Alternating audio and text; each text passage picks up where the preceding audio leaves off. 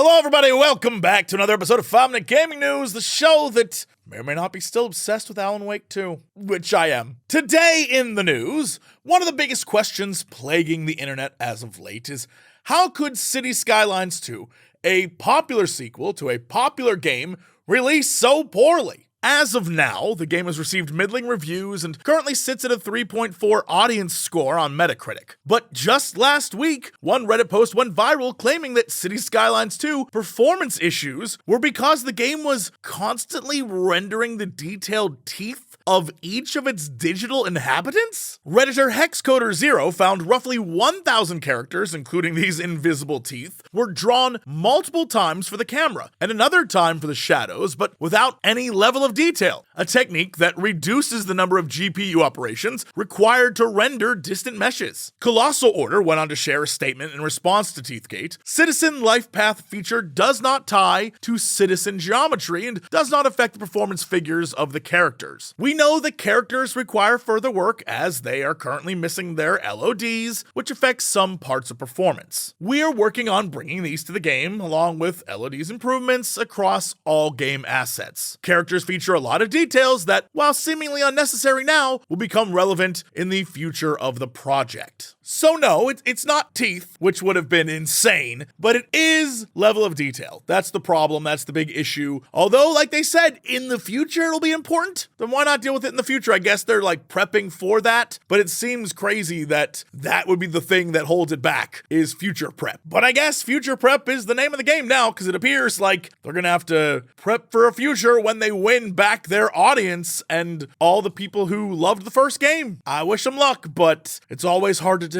In other not so great news for Xbox users, if you have a controller for your Xbox and it's not an Xbox brand controller, it's some off-brand, you may soon lose the ability to use it? As reported by The Verge, Reset Era posters spotted a warning about the block last week, with some third-party Xbox controllers now throwing up a connected accessory is not authorized warning when connected to an Xbox console. It's unclear if Microsoft is trying to target cheat devices, or whether the Xbox maker is trying to push its official partner program. Now, for the most part, third-party controllers that are part of the Design for Xbox hardware partner program and come with this handy-dandy label should be unaffected. However, all hardware that has not been officially authorized by Microsoft runs the risk of being bricked and blocked. This might also block third-party cheat devices like Zim, Chronosen, and REA Snow S1 from working on an Xbox console, which sure should be fine for the majority of the standard gaming controller community and might even aid in preventing some cheating with online games. But this has the potential to do damage to the Xbox fighting community. This is essentially a death sentence for local fighting game events that run on Xbox, much less others that can only afford one arcade stick, said Maximilian Dude, the biggest fighting game channel on YouTube. The Brook gaming converters are not cheat devices. They're a huge boon to the fighting game community. Please reconsider. And as not an active participant, but a big fan of the fighting game community,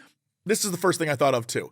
A lot of the people I know who are hard into the fighting game world, the FGC, who are going to EVO, they're bringing sticks and things that I guarantee are not part of any partner program. Hopefully we'll see some sort of addendum and Xbox will speak up on this and give people who are obviously not cheating the benefit of the doubt and allow certain products to be used. But again, they're at a crossroads, right? They clearly are like, buy our stuff, buy people that are partnered with us. But if they had one controller that's not a partner and then another controller that's not a partner, eventually a bunch of people are going to complain, well then why do this at all? And that is a valid point. Anyway, it's Monday, so it's time for new releases. On Tuesday, October 31st, get ready to set your sights on scaling with Jusant. From developer Don't Nod, known for its Life is Strange series, Jusant is a meditative action puzzle climbing game that has you scaling the diverse biomes of a mysterious tower, all while uncovering its untold past. And of course, like any Don't Nod game, there are different paths and routes you can choose to take on your your journey. I'm a big Don't Nod fan, so I expect I'll probably check this out later this week. Tune in for that. Also, on November 2nd, RoboCop Rogue City releases across all major platforms and PC. Set between the events of RoboCop 2 and RoboCop 3, players will take to the digital streets of Detroit, pursuing investigations, interrogating suspects, maintaining public order, and of course, delivering justice via RoboCop's FPS action. Even original RoboCop actor Peter Weller has returned to provide his voice and likeness for the game. And I'll let you know, I'd buy that for $1. Anyway, that's it for 5-Minute Gaming News.